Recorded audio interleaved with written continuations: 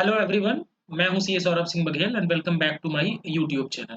सो Jharkhand PGT commerce के previous year के questions हम डिस्कस कर रहे हैं और इसी सीरीज में ये वीडियो नंबर 2 है जहां पर हम प्रीवियस ईयर में आए हुए क्वेश्चंस के बारे में डिस्कशन करेंगे पीजीटी कॉमर्स को लेके।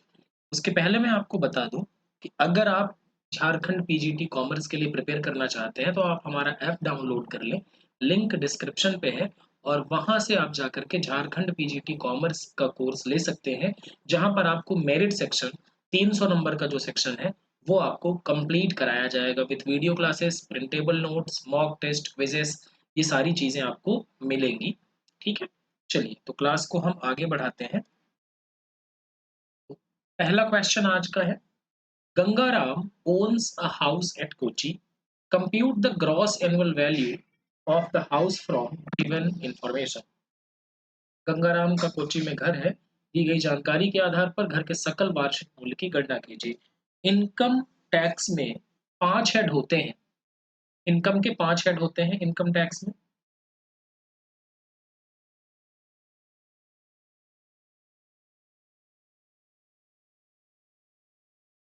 इनकम टैक्स में 5 हेड होते हैं। पहला होता है सैलरी, इनकम फ्रॉम सैलरी। फिर होता है income from house property, EGBP, profits and gains from business और profession, capital gains and income from other sources. ठीक है, इनकम फ्रॉम अदर सोर्सेज, ये 5 ठीक है हेड होते हैं। इसी में एक हेड है हाउस प्रॉपर्टी। तो हाउस प्रॉपर्टी में आपको हाउस रेंट के लिए हाउस की ग्रॉस एनुअल वैल्यू कैलकुलेट करनी पड़ती है। ठीक है, तो ग्रॉस एनुअल वैल्यू कैलकुलेट करने के लिए सेक्शन 23 सब सेक्शन 1 में क्या बताया गया है, आपको प्रोविजन बताया गया है। तो कैसे कैलकुलेट करते हैं, फेयर रेंट ये आपको दिया हुआ होगा और म्यूनिसिपल वैल्यू, इसको आपस में कंपेयर करते हैं। इनमें से दोनों में से जो भी हायर होगा उसको आप लेंगे। ठीक है, तो इन दोनों में से कितना है, फेयर रेंट कितना है 2,40,000 और म्यूनिसिपल वैल्यू है 2,25,000। ठीक है, तो ये कितना होगा आपका, दोनों में से जो भी ज्यादा हो 2,40,000। अब ये जो हायर आया इसे आप कंपेयर करेंगे स्टैंडर्ड रेंट से। इसे कंपेयर करेंगे स्टैंडर्ड रेंट से। ठीक है, स्टैंडर्ड रेंट कितना है 2,34,000। अब स्टैंडर्ड रेंट और इस हायर में जो भी कम होगा लोअर रेंट, लोअर होगा। लोअर कौन सा हुआ 2,34,000। ये जो लोअर है इसको बोला जाता है एक्सपेक्टेड रेंट। क्या बोला जाता है, एक्सपेक्टेड रेंट। ठीक है, और इसको कंपेयर करेंगे आप एक्चुअल रेंट से। इससे कंपेयर करेंगे एक्चुअल रेंट से। एक्चुअल रेंट कितना है 2,16,000। ठीक है, अब इन दोनों में से जो भी हायर होगा, इन दोनों में से हायर कौन सा हुआ 2,34,000, तो आपका ग्रॉस एनुअल वैल्यू GAV कितना हो जाएगा 2,34,000, ऑप्शन नंबर 3। अब GAV आ गया जैसे 2,34,000, तो हाउस रेंट के केस में house income from house property में आपको स्टैंडर्ड डिडक्शन मिलता है 30% का। ठीक है, सेक्शन 24A में 30% का स्टैंडर्ड डिडक्शन मिलता है। तो ग्रॉस एनुअल वैल्यू में स्टैंडर्ड डिडक्शन घटाने के बाद आपको क्या मिल जाएगा, net annual value. House property में आपको खर्चे का डिडक्शन नहीं मिलता, इसलिए यहाँ पर स्टैंडर्ड 30% खर्चा मान लिया जाता है कि आप 30% घटा लें। ठीक है, और ये कौन से सेक्शन में घटाया जाता है, सेक्शन 24A, स्टैंडर्ड डिडक्शन का सेक्शन। ठीक है, तो इसका सही जवाब क्या हो गया, ऑप्शन नंबर सी। इस तरीके से आपको कैलकुलेशन करना है। ठीक है, और आपको इनकम टैक्स के पांचों हेड्स पढ़ने पड़ेंगे, अच्छे से करना पड़ेगा क्योंकि क्वेश्चंस उन्होंने हर हेड में से लगभग पूछा हुआ है। सो और इनकम टैक्स से आप समझिए कि लगभग आपको 10 से 15 क्वेश्चंस वहां से मिलने वाले हैं। ठीक है, तो इस तरीके से आपकी तैयारी होनी चाहिए कि आप उसको ठीक तरीके से कर सकें। अगला, Maruti who is entitled to a salary of ₹18,000 per month. Maruti जो कि 18,000 रुपये प्रतिमाह वेतन की हकदार है, took advance salary from his employer for the months of April and May 17 along with the salary of March 17। बात ये थी कि उसने मार्च 2017 में ही मार्च 2017 में ही, मार्च की तो सैलरी लेनी ही थी उसको, उसने अप्रैल 17 और मई 17 इन दोनों महीने की भी सैलरी मार्च में ही ले ली, ठीक है। कर निर्धारण वर्ष 2017-18 के लिए मारुति का सकल वेतन क्या होगा? देखो, एक होता है प्रीवियस ईयर, इस केस में प्रीवियस ईयर कौन सा है उसका? 2016-17, ठीक है। और असेसमेंट ईयर क्या होगा? कर निर्धारण वर्ष क्या होगा? 2017-18, ठीक है। तो ये पूछ रहे हैं कर निर्धारण वर्ष के लिए उसका ग्रॉस सैलरी कितना लिया जाएगा। अब देखिएगा, एक है सेक्शन नंबर 15(1), ये कहता है कि आपकी सैलरी ड्यू और पेमेंट बेसिस, ड्यू हो या पेमेंट हो, दोनों में से जो भी पहले हो जाए, विच एवर इज अर्लियर, उसके बेसिस पर टैक्सेबल कर दी जाएगी, ठीक है। तो यहाँ अप्रैल की सैलरी ड्यू कब होगी? अप्रैल में। मई की सैलरी कब ड्यू होगी? मई में। लेकिन मिल कब गई है? मार्च 2017 में। तो ये टैक्सेबल भी कब हो जाएगी? मार्च 2017 में, मतलब इसका असेसमेंट ईयर कहाँ पर होगा? 1 अप्रैल 2018। तो 12 महीने की तो नॉर्मल सैलरी हो गई। 18,000 गुणे 12 कितना होगा ये? 180 और 8 दूनी 36, 2,16,000 प्लस एडवांस जो आपने सैलरी ले रखी है 2 महीने की, 18,000 गुणे 2, 36,000। ये कितना हो गया आपका? 2,52,000 रुपए आपका टैक्सेबल ग्रॉस सैलरी ये हो जाएगी आपकी, ठीक है। तो ऑप्शन क्या हो गया? ए इसका बिल्कुल सही जवाब, ठीक है। अब अब अगले साल जब टैक्स लगेगा तो इन 2 महीनों में टैक्स पहले लग चुका है, इन अप्रैल और मई की सैलरी में, तो अगले साल इसमें उसको रिलीफ दी जाएगी, ठीक है। 2 बार टैक्स नहीं लगाएंगे कि अगले साल भी टैक्स लगा देंगे। चलिए अगले क्वेश्चन पे चलते हैं। Tenure of the first auditor of company from the date of his appointment, company audit से जुड़ा हुआ सवाल है। कंपनी ऑडिट, इसको आपने पढ़ना है सेक्शन 139 से लेकर के 148 तक के प्रोविजंस कंपनी ऑडिट से जुड़े हुए हैं, कंपनीज है, ठीक है। तो पूछ रहे हैं कि प्रथम ऑडिटर, पहला पहला ऑडिटर है, उसका जो कार्यकाल होगा उसकी नियुक्ति से कब तक होगा?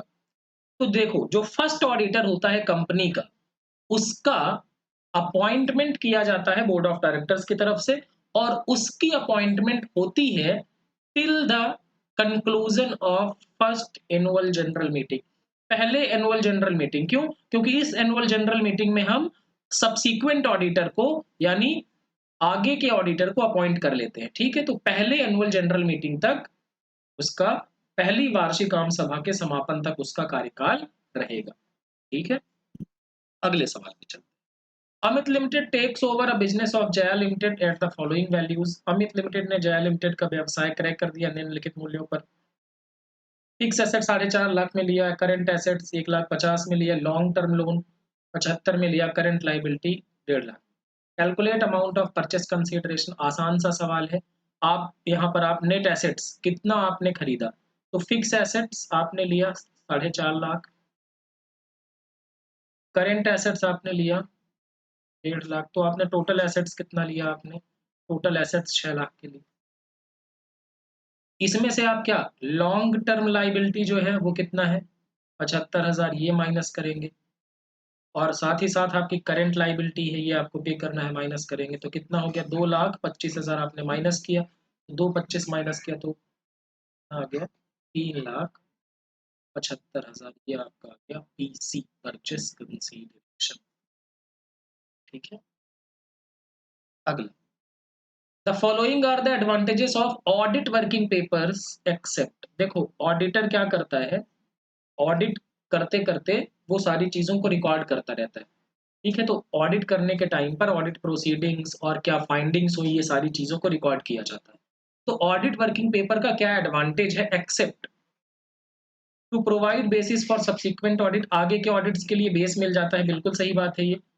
To provide basis for review of audit work, audit work review करना है कि हमने क्या क्या चीजें ठीक से की, ठीक है? आर्टिकल असिस्टेंट जो आया ऑडिट असिस्टेंट ऑडिट करके गया तो जो उसका सीए है, वो रिव्यू कर सकता है कि अच्छा-अच्छा ये चीज़ें चेक की कि नहीं और जिसमें कम चीज़ें चेक की उसको कह सकता है कि हो सकता है और चेक करो, तो ये बात भी है। To ensure audit work is carried out as per programme audit programme बनाया जाता है, तो ऑडिट वर्किंग पेपर को देखेंगे, प्रोग्राम के हिसाब से वर्किंग की गई है कि नहीं, ऑडिट किया गया है कि नहीं देख सकते हैं बिल्कुल। To provide guide for advising another client on similar issues दूसरे क्लाइंट को एडवाइस करने के लिए ऑडिट वर्किंग पेपर नहीं इस्तेमाल किए जाते। ऑडिट कॉन्फिडेंशियल रखा जाता है, ध्यान रखिएगा। किसी दूसरे क्लाइंट से किसी भी क्लाइंट की बात नहीं शेयर की जा सकती। तो ये इसका following are the advantages of working paper except तो मतलब आपको बताना है कौन सा एडवांटेज नहीं है। तो डी ऑप्शन एडवांटेज नहीं है। अन्य ग्राहक को सलाह देने के लिए नहीं इस्तेमाल किया जा सकता। तो इसका सही जवाब क्या होंगे? डी।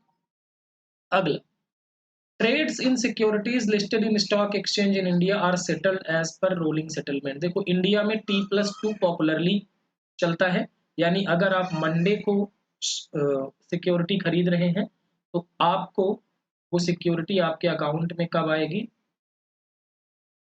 वेडनेसडे, ठीक है, मतलब 2 दिन के बाद। इंडिया में अब T+1 सिस्टम भी एप्लीकेबल हो गया है लेकिन अभी ये लिमिटेड है, ठीक है। तो T+2 का मतलब क्या होता है? जिस दिन ट्रेड हुआ उसके 2 दिन बाद आपके खाते में सिक्योरिटी क्रेडिट कर दी जाएगी। आगे the opening balance in the provision of taxation account for ABC Limited was 5,25,000 while closing balance on March 31st was 4,80,000. Provision for tax for the year was 12 lakh. The amount of tax paid for the year to be reported in cash flow statement. चलो एक काम करते हैं, provision for tax का एक account बना लेते हैं, प्रोविजन फॉर टैक्स। अब बताओ इस प्रोविजन बनाया है तो इसकी क्रेडिट बैलेंस होगा, इसका प्रोविजन रिजर्वेशन सबका क्रेडिट बैलेंस होता है। तो ओपनिंग बैलेंस लिखेंगे यहाँ पर बाई बैलेंस बीडी कितना है भाई? 5,25,000, ठीक है। और क्लोजिंग बैलेंस यहाँ पर आएगा टू बैलेंस सीडी कितना?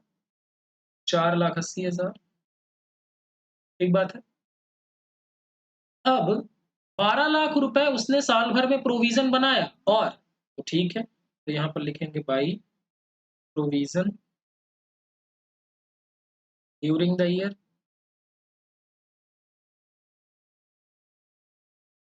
कितना है? 12 लाख।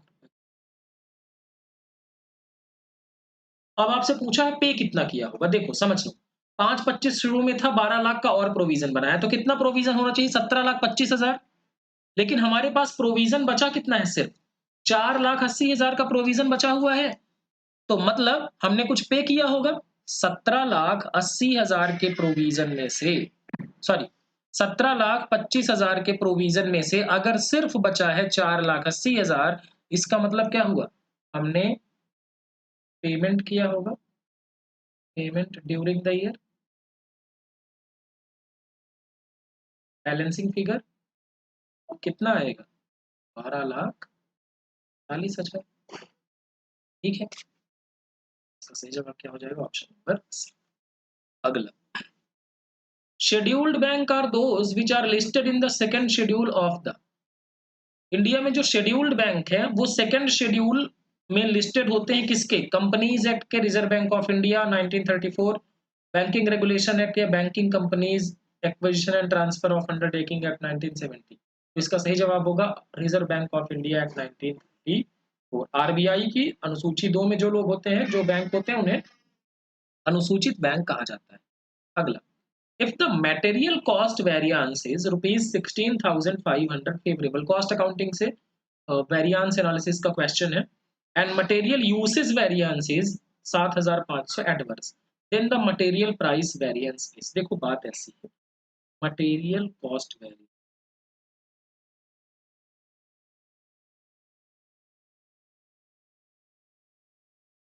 ये दो तीन चीजों से मिलकर बनता है। एक होता है आपका मटेरियल प्राइस वेरिएंस, दूसरा होता है आपका यूसेज।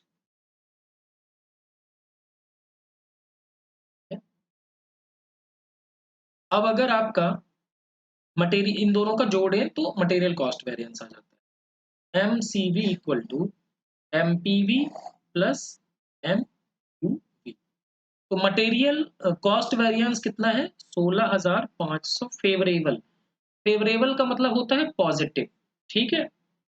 मटेरियल प्राइस वेरिएंस हमें पता नहीं है, एंड मटेरियल यूसेज वेरिएंस जो है वो है 7,500 एडवर्स है, यानी ये क्या है? नेगेटिव है 75 से, ठीक है।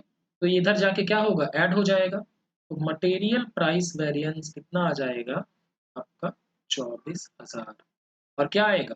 प्लस में रहेगा, तो ये हो जाएगा आपका फेवरेबल, ठीक है। तो इसका जवाब हो जाएगा ऑप्शन नंबर डी। अब आप चेक भी कर सकते हैं, मटेरियल प्राइस वेरिएंस कितना है आपका? मटेरियल कॉस्ट वेरिएंस अगर आपको कैलकुलेट करना है तो मटेरियल प्राइस वेरिएंस है 24,000 favourable F, plus material usage variance है 75,000, 7500 एडवर्स है, तो ये माइनस होगा, नेगेटिव है, तो ये कितना आएगा? 16,500। मटेरियल कॉस्ट वेरिएंस यही तो आया हुआ है आपके क्वेश्चन में, तो इसका सही जवाब मिल गया ऑप्शन नंबर डी। अगले क्वेश्चन पे चलते हैं। विच of the following is not an example of variable cost? देखो, वेरिएबल कॉस्ट ऐसी कॉस्ट होती है जो आपके प्रोडक्शन की यूनिट्स के साथ साथ बढ़ती चली जाती है, ठीक है। मतलब जितना ज्यादा आप प्रोडक्शन करेंगे, variable cost, total variable cost बढ़ता चला जाएगा। एक यूनिट बनाएंगे कम खर्चा लगेगा, 100 यूनिट बनाएंगे ज्यादा खर्चा लगेगा। और फिक्स्ड कॉस्ट ऐसी कॉस्ट होती है जो क्या होती है? आपके प्रोडक्शन के लेवल पर डिपेंडेंट नहीं होती, वो फिक्स रहती है। आप प्रोडक्शन नहीं करेंगे तो भी वो लगेगी, प्रोडक्शन ज्यादा करेंगे तो भी वो लगेगी। जैसे एग्जांपल के तौर पे मान लो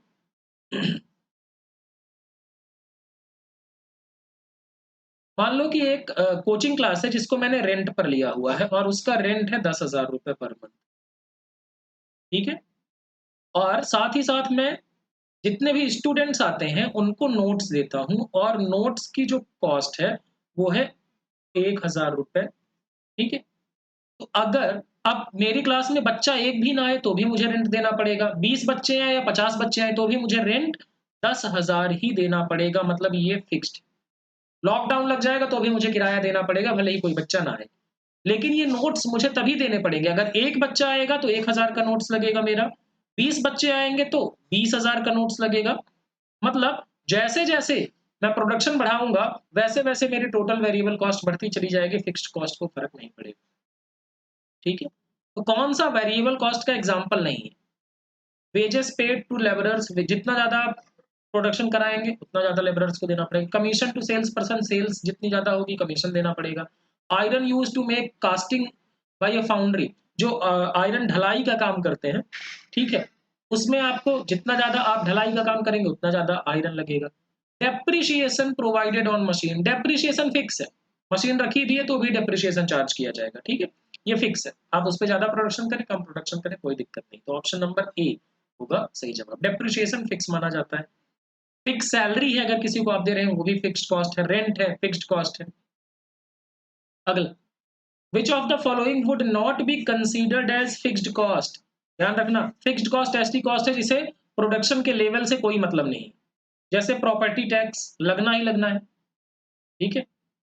ऑफिस रेंट देना ही देना पड़ेगा, डेप्रिसिएशन लगेगा ही लगेगा। Cost of bottle used in production of coconut oil, जितना ज्यादा आप प्रोडक्शन करेंगे, जितनी ज्यादा आप कोकोनट ऑयल की बॉटल्स बनाएंगे उतनी ज्यादा आपको बॉटल्स लगेंगी। एक भी प्रोडक्शन नहीं करेंगे, कॉस्ट ऑफ बॉटल्स एक भी नहीं लगेगी। तो ऑप्शन नंबर हो जाएगा आपका डी।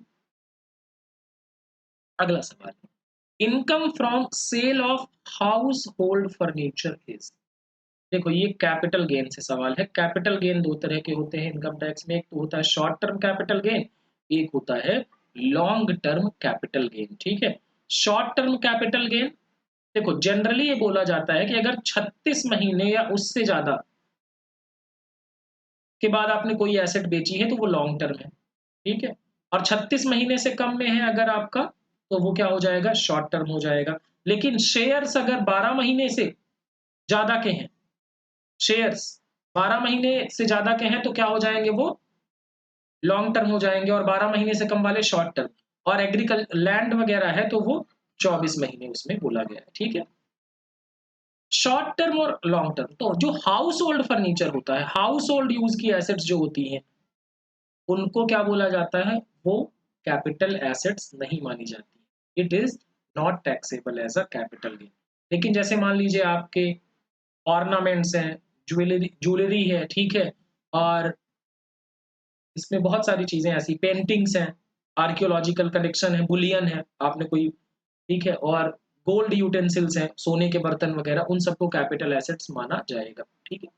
तो ये इसके लिए आपको इनकम टैक्स में कैप सारे हेड्स मैं कह रहा हूँ, क्योंकि आप देखें इनकम टैक्स एक्ट अगर 15 क्वेश्चन्स आते हैं, तो 2 मार्क्स के हिसाब से 30 और ये अगर आपने पढ़ा हुआ है ना, तो ये बहुत डिफिकल्ट लेवल का नहीं होगा, आसानी से आपसे चीज़ों को हैंडल कर लेंगे, क्योंकि आउट ऑफ द सिलेबस जाके वो कुछ भी नहीं पूछेंगे, ठीक है? तो ये हमने क्वेश्चन्स देखे, 12 डिस्कस किए, तो इससे आपको समझ में आएगा कि किस तरीके के लेवल के क्वेश्चन पूछे जाएँगे। अगले वीडियो में हम और क्वेश्चन्स डिस्कस करेंगे जो आपके एग्ज़ाम में आए हुए हैं, खासकर मैनेजमेंट वगैरह से, ठीक है?